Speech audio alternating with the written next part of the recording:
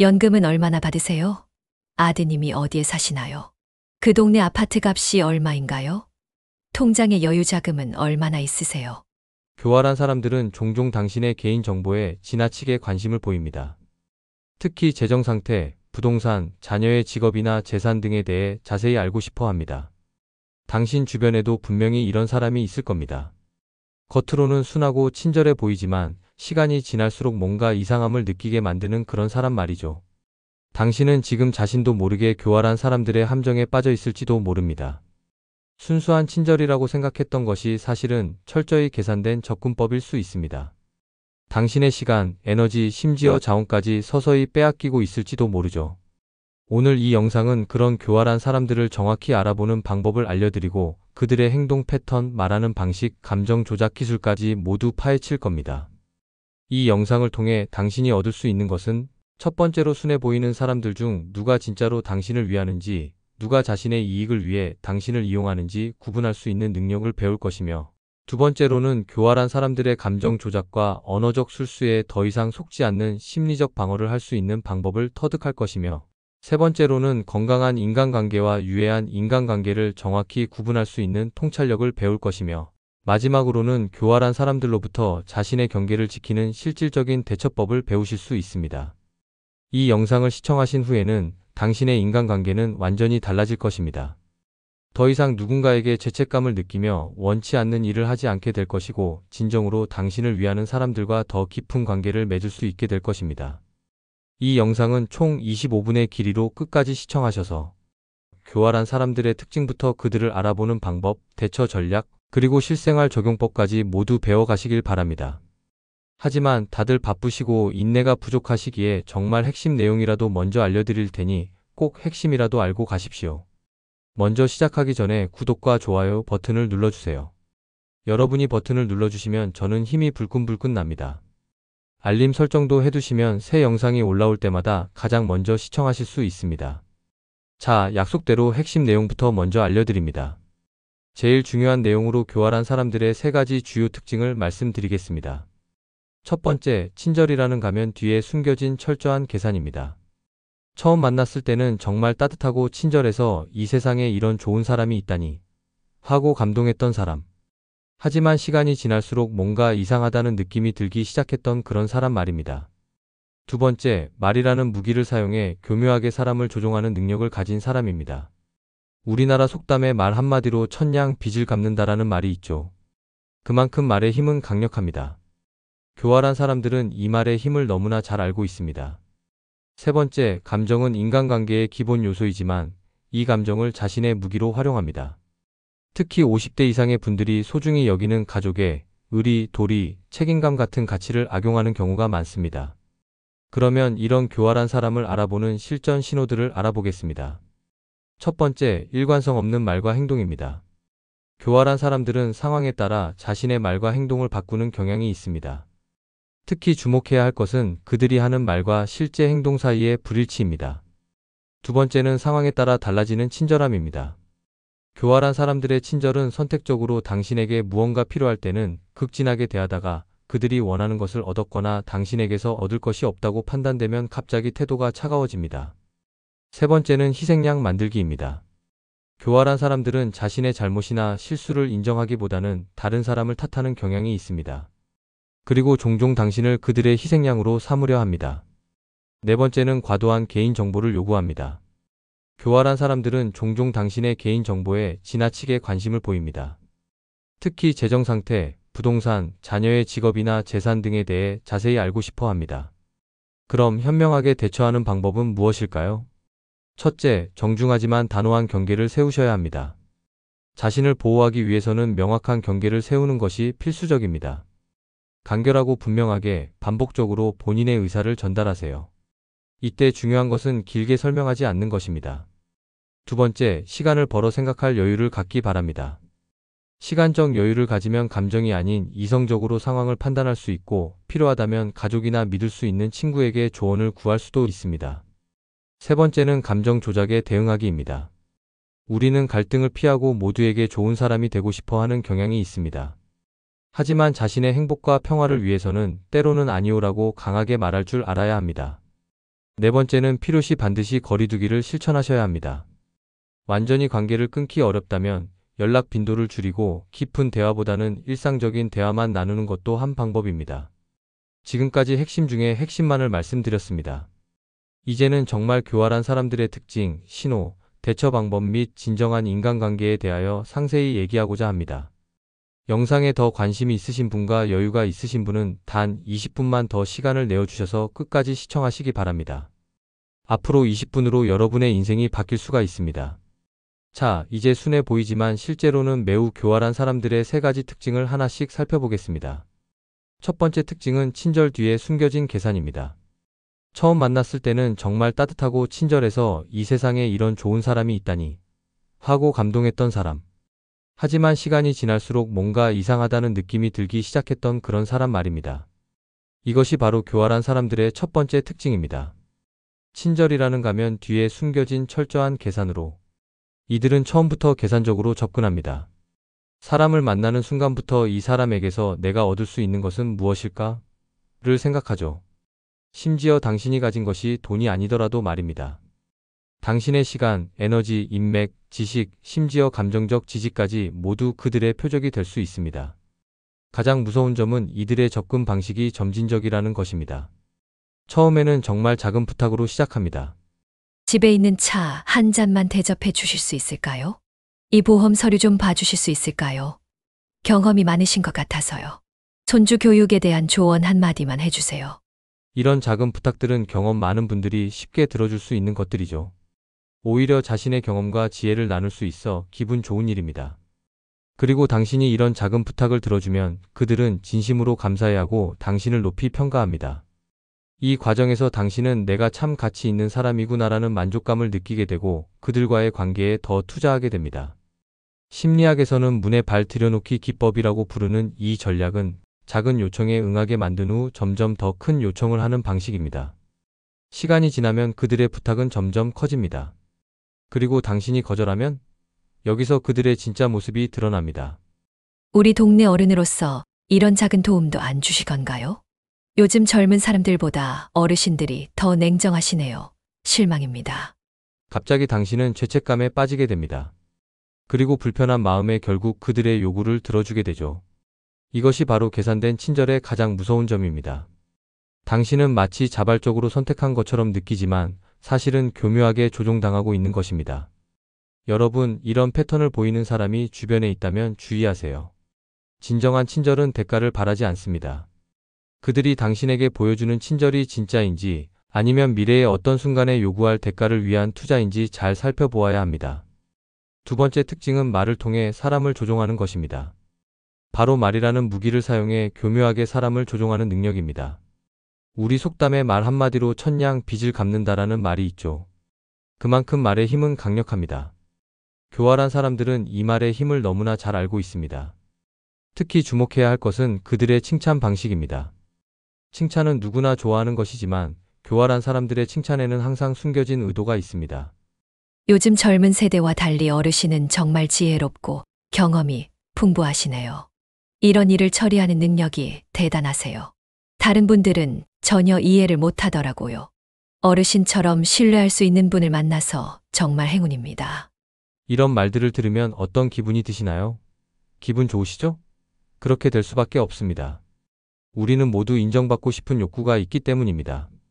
그런데 이런 과한 칭찬에는 함정이 있습니다. 이들은 칭찬 직후에 대개 이렇게 말을 이어갑니다. 그래서 어르신께 조언을 구하고 싶은데요. 그런 경험이 풍부하신 분이니 이 문제를 해결해 주실 수 있을 것 같아요. 어르신이라면 저희 아이 대학 진학 문제에 도움을 주실 수 있을 것 같아요. 보이시나요? 칭찬은 단지 다음 단계로 넘어가기 위한 발판에 불과했던 것입니다. 또 하나 주의해야 할 언어적 기술은 교묘한 비교입니다.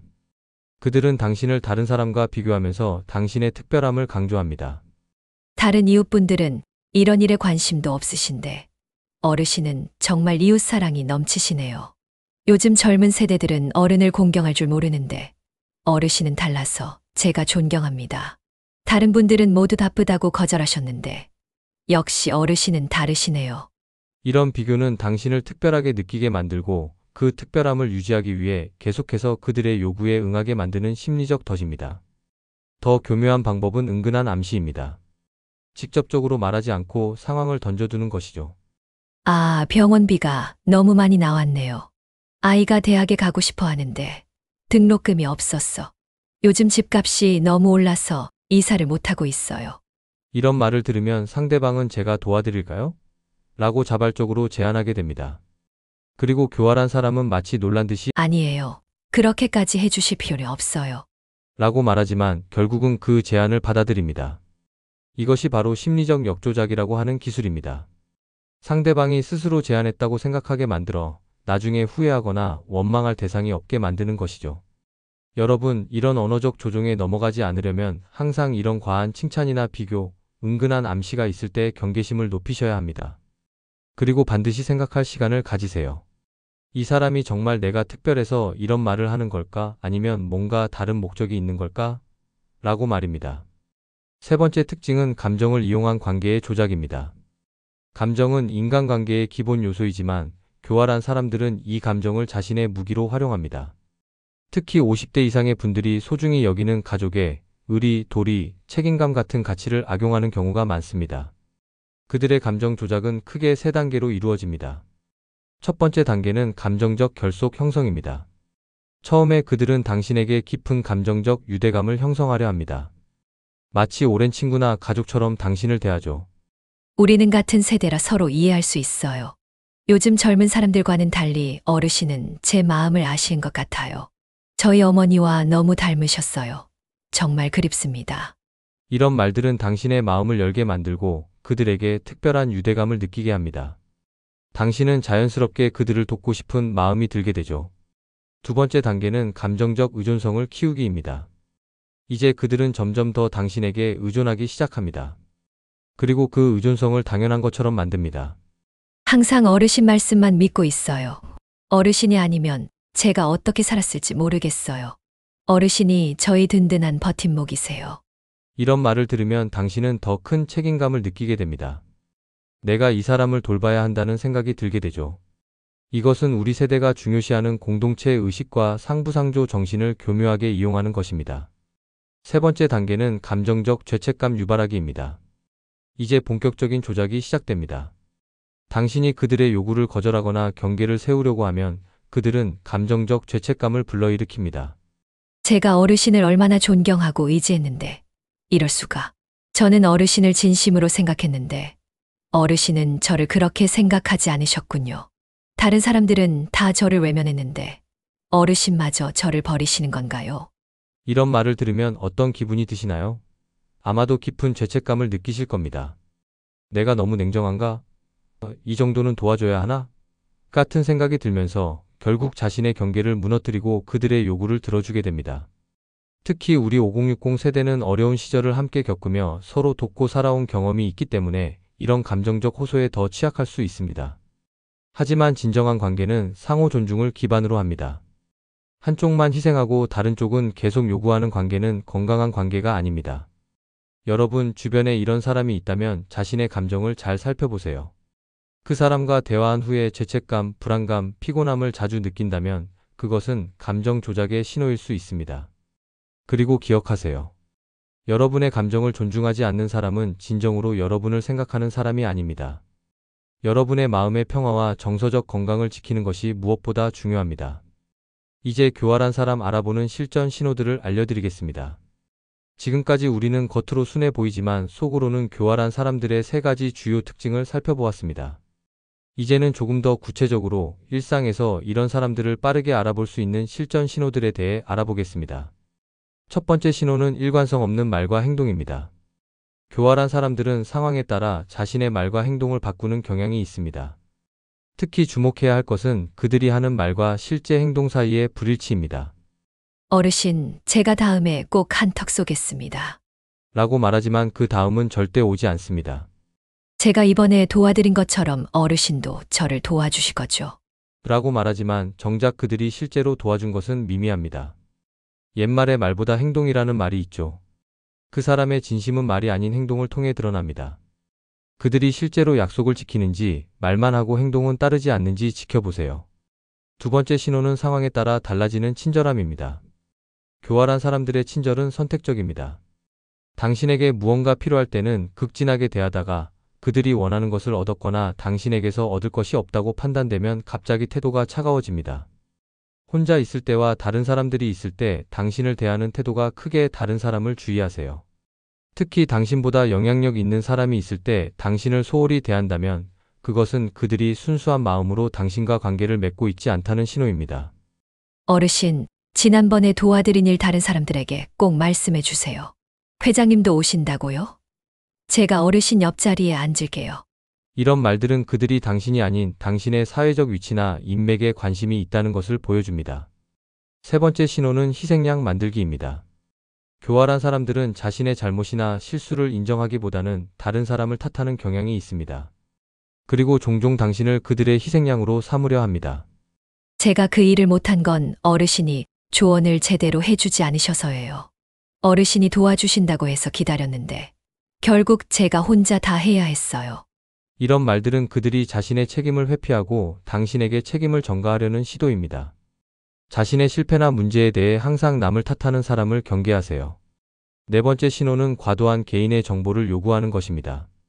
교활한 사람들은 종종 당신의 개인 정보에 지나치게 관심을 보입니다. 특히 재정 상태, 부동산, 자녀의 직업이나 재산 등에 대해 자세히 알고 싶어 합니다. 어르신, 연금은 얼마나 받으세요? 아드님이 어디에 사시나요? 그 동네 아파트 값이 얼마인가요? 통장에 여유 자금은 얼마나 있으세요?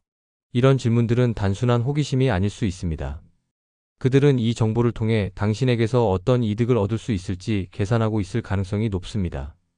우리 세대는 예의를 중시하기 때문에 이런 질문에도 정중하게 대답하려는 경향이 있지만 개인적인 재정 상태나 자산에 관한 질문에는 명확한 경계를 세우는 것이 중요합니다. 그건 제가 개인적으로 관리하는 부분이라 자세히 말씀드리기 어렵네요. 그런 이야기는 가족 내에서만 하고 있어요. 이렇게 정중하지만 단호하게 경계를 세우는 연습을 하시기 바랍니다. 지금까지 우리는 겉으로 순해 보이지만 속으로는 교활한 사람들의 특징과 이들을 알아보는 신호들에 대해 배웠습니다. 이제는 가장 중요한 부분, 바로 이런 사람들에게 어떻게 대처해야 하는지에 대해 알아보겠습니다. 첫 번째 전략은 정중하지만 단호한 경계 세우기입니다. 우리 세대는 예의와 배려를 중시하기 때문에 다른 사람의 요구를 거절하는 것이 어렵게 느껴질 수 있습니다. 하지만 자신을 보호하기 위해서는 명확한 경계를 세우는 것이 필수적입니다. 거절할 때는 이렇게 말해보세요. 죄송합니다만 지금은 그렇게 해드리기 어렵네요. 제가 도와드리고 싶지만 지금은 형편이 여의치 않습니다. 그건 제가 할 수 있는 범위를 넘어서는 부탁이네요. 이때 중요한 것은 길게 설명하지 않는 것입니다. 설명을 길게 할수록 상대방은 그 설명을 공략할 틈을 찾게 됩니다. 간결하고 분명하게 그리고 반복적으로 같은 메시지를 전달하세요. 두 번째 전략은 시간을 벌어 생각할 여유를 갖기입니다. 교활한 사람들은 종종 당신이 즉각적으로 결정을 내리도록 압박합니다. 이는 당신이 충분히 생각할 시간을 갖지 못하게 하기 위한 전략입니다. 이럴 때는 이렇게 대응해 보세요. 그 문제에 대해 생각해 볼 시간이 필요합니다. 내일 다시 말씀드릴게요. 중요한 결정이니 가족과 상의한 후에 알려드리겠습니다. 지금 바로 답변을 드리기 어렵네요.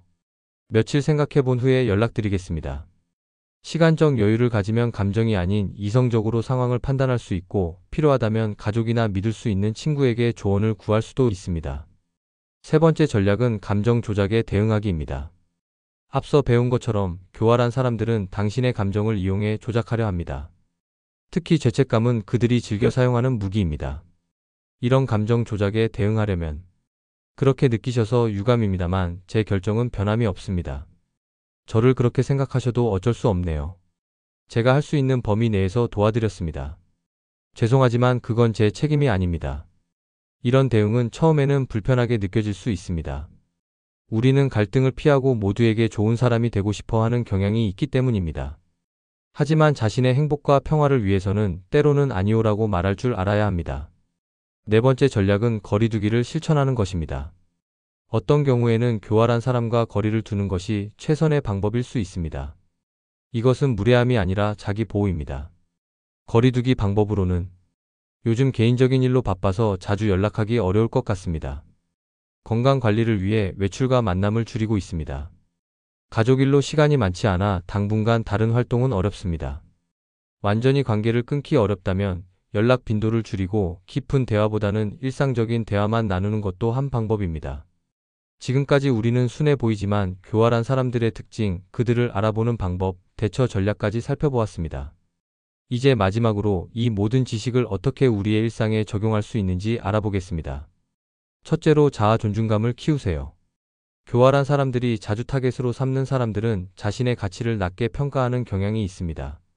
우리 세대는 겸손과 자기 희생을 미덕으로 배워왔지만 건강한 자아 존중감은 자신을 보호하는 데 필수적입니다. 매일 아침 거울을 보며 이렇게 자신에게 말해보세요. 나는 가치 있는 사람이다. 나의 시간과 에너지는 소중하다. 나의 경계를 존중받을 권리가 있다. 이런 긍정적인 자기 확언은 처음에는 어색하게 느껴질 수 있지만 꾸준히 실천하면 자아 존중감을 높이는 데 큰 도움이 됩니다.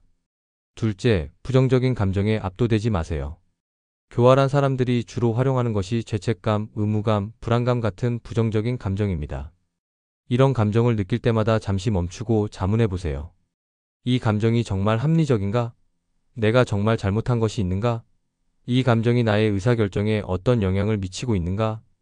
감정을 부정하지 말고 그 감정을 인식한 후 한 발 물러서서 객관적으로 바라보는 연습을 하세요. 셋째, 당신의 주변 관계를 정기적으로 점검하세요. 지금 이 순간 잠시 눈을 감고 주변 사람들과의 관계를 생각해 보세요. 그들 중 누구와 있을 때 에너지가 소모되고 누구와 있을 때 에너지가 충전되나요? 교활한 관계는 시간이 지날수록 당신의 정신적, 감정적 에너지를 고갈시킵니다. 반면 건강한 관계는 당신에게 활력과 기쁨을 줍니다. 가능하다면 에너지를 소모하는 관계는 줄이고 에너지를 충전해주는 관계에 더 시간을 투자하세요. 넷째, 도움을 요청하는 것을 두려워하지 마세요. 문제에 직면했을 때 혼자서 모든 것을 해결하려고 하지 마세요. 믿을 수 있는 가족이나 친구, 때로는 전문가의 도움을 구하는 것도 좋은 방법입니다. 이런 상황에서 어떻게 대처해야 할지 조언해 줄 수 있을까요? 이 사람과의 관계가 나에게 스트레스를 주는 것 같아. 어떻게 생각해? 다른 사람의 관점은 당신이 보지 못한 측면을 볼 수 있게 도와줍니다. 다섯째, 용기를 내어 변화하세요. 변화는 쉽지 않습니다. 특히 오랜 시간 형성된 관계 패턴을 바꾸는 것은 더욱 어렵습니다. 하지만 기억하세요. 당신은 언제든 새로운 시작을 할 수 있습니다. 오늘부터 나는 나의 경계를 명확히 세우겠다. 더 이상 다른 사람의 감정 조작에 반응하지 않겠다. 나에게 진정한 가치를 더하는 관계만 유지하겠다. 이런 결심을 하고 작은 변화부터 시작해보세요. 시간이 지나면서 그 작은 변화들이 모여 당신의 삶을 완전히 다른 방향으로 이끌 것입니다. 마지막으로 자신에게 인내심을 가지세요. 변화는 하룻밤에 일어나지 않습니다. 때로는 오랜 습관으로 돌아가거나 실수를 할 수도 있습니다. 그럴 때마다 자신을 너무 비판하지 마세요. 자신에게 이렇게 말해보세요. 괜찮아, 완벽할 필요는 없어. 다음에는 더 잘할 수 있을 거야. 자신에 대한 인내와 이해는 진정한 변화를 위한 첫걸음입니다. 우리의 인생 경험은 우리의 가장 큰 자산입니다. 그 경험을 통해 우리는 교활한 사람들을 알아보고 그들에게 현명하게 대처하는 지혜를 얻었습니다. 이제 그 지혜를 활용하여 더 건강하고 행복한 인간관계를 만들어 가시길 바랍니다. 오늘 우리는 순해 보이지만 교활한 사람들의 특징부터 그들을 알아보는 방법, 대처 전략, 그리고 실생활 적용법까지 배웠습니다. 우리가 맺는 인간관계는 우리의 삶의 질에 직접적인 영향을 미칩니다. 특히 우리 세대는 인생의 황금기에 접어들면서 더 이상 에너지를 소모하는 관계보다는 에너지를 충전해주는 관계가 필요합니다. 지금까지 살아오면서 여러분은 많은 희생과 헌신을 해오셨을 겁니다. 자녀를 위해, 가족을 위해, 직장을 위해 자신을 뒤로 미루며 살아오셨을지도 모릅니다. 하지만 이제는 여러분 자신의 행복을 위한 시간입니다. 여러분은 더 이상 다른 사람의 감정 조작이나 불합리한 요구에 시간과 에너지를 낭비할 필요가 없습니다. 여러분의 경험과 지혜는 이제 자신의 행복을 위해 사용될 자격이 있습니다. 이 영상을 보고 계신 여러분께 작은 도전을 드리고 싶습니다. 오늘부터 일주일 동안 주변 사람들과의 관계를 좀 더 주의 깊게 관찰해 보세요. 그들의 말과 행동이 일치하는지, 그들과 함께 있을 때 어떤 기분이 드는지 살펴보세요. 그리고 한 가지 작은 변화를 시도해 보세요. 누군가의 부당한 요구에 아니오라고 말하거나 불편한 상황에서 자신의 경계를 분명히 하는 것처럼 말입니다. 작은 변화가 모여 큰 차이를 만듭니다. 오늘 영상이 여러분께 도움이 되었기를 진심으로 바랍니다. 여러분의 인생 경험과 지혜는 무엇과도 바꿀 수 없는 소중한 자산입니다. 그 지혜를 활용하여 더 행복하고 건강한 인간관계를 만들어 가시길 응원합니다. 이 영상이 도움이 되셨다면 좋아요와 구독을 눌러주세요. 여러분의 지지가 더 많은 분들께 이 지식을 전하는 데 큰 힘이 됩니다. 또한 댓글로 여러분의 경험이나 질문을 공유해 주시면 다음 영상 제작에 큰 도움이 됩니다. 다음 영상에서 또 만나 뵙겠습니다. 감사합니다.